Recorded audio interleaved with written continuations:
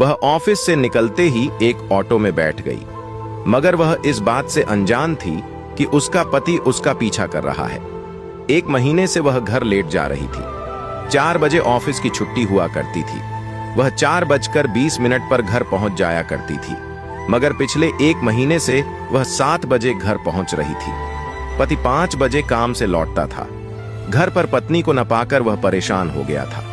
उसने जब पत्नी से पूछा कि इतनी लेट क्यों आ रही हो, तब पत्नी ने बताया कि आजकल कंपनी में काम का लोड बढ़ गया है, इसलिए टारगेट पूरा करने के लिए कुछ दिन लेट तक काम करना होगा।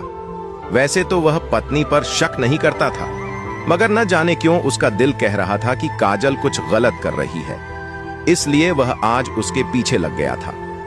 जब काजल 4 बजे ही ऑफिस से निकल गई, तब उसे पूरा यकीन हो गया कि वह सचमुच कुछ गलत कर रही है। राहुल को बहुत गुस्सा आ रहा था। वह काजल के पीछे लगा रहा।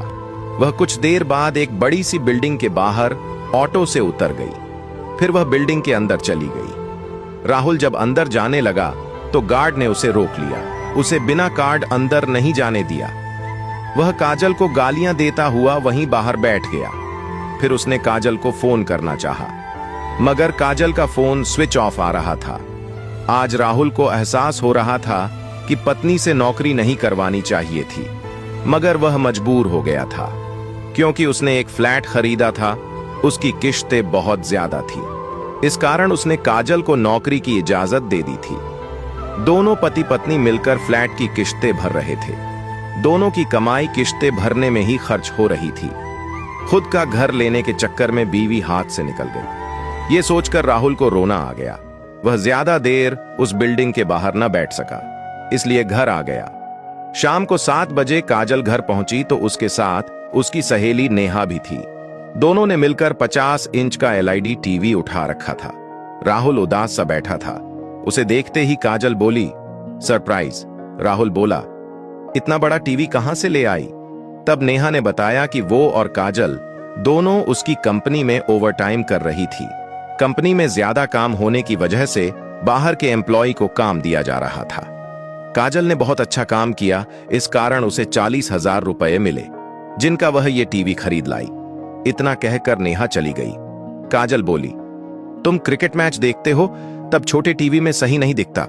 सारे पैसे लोन की किश्त में जा रहे थे, इसलिए मैंने नेहा के साथ उसकी कंपनी में 1 महीने काम किया। तुम्हारी आंखों पर बहुत लोड पड़ता है, इसलिए मैंने सोच लिया था कि तुम्हें एक बड़ा एलईडी लाकर दूंगी। बताओ कैसा लगा? राहुल की आंखों में आंसू आ गए। वह उसके बारे में कितना गलत सोच रहा था। उसे काजल पर इतना प्यार आया कि उसने उसे कसकर गले से लगा लिया। इतना प्यारा सा हग मिलने पर वह रो पड़ी। बोली, आजकल तुम्हारा प्यार कम हो रहा था। सोच रही थी कि तुम्हारे लिए ऐसा क्या करूं कि तुम फिर से पुराने राहुल बन जाओ। राहुल बोला, माफ कर दे, तुम लेट आ रही थी तब मैं तुम्हारे ऊपर शक करने लगा था। काजल बोली, माफी मत मांगो, मुझे अच्छा नहीं लगता। जहां प्यार होता है वहीं पर शक पैदा होता है, मगर इतना याद रखना कि इस जन्म में मैं सिर्फ तुम्हारी हूं। कहानी अच्छी लगे तो शेयर करें और अच्छी कहानी के लिए पेज फॉलो कीजिएगा।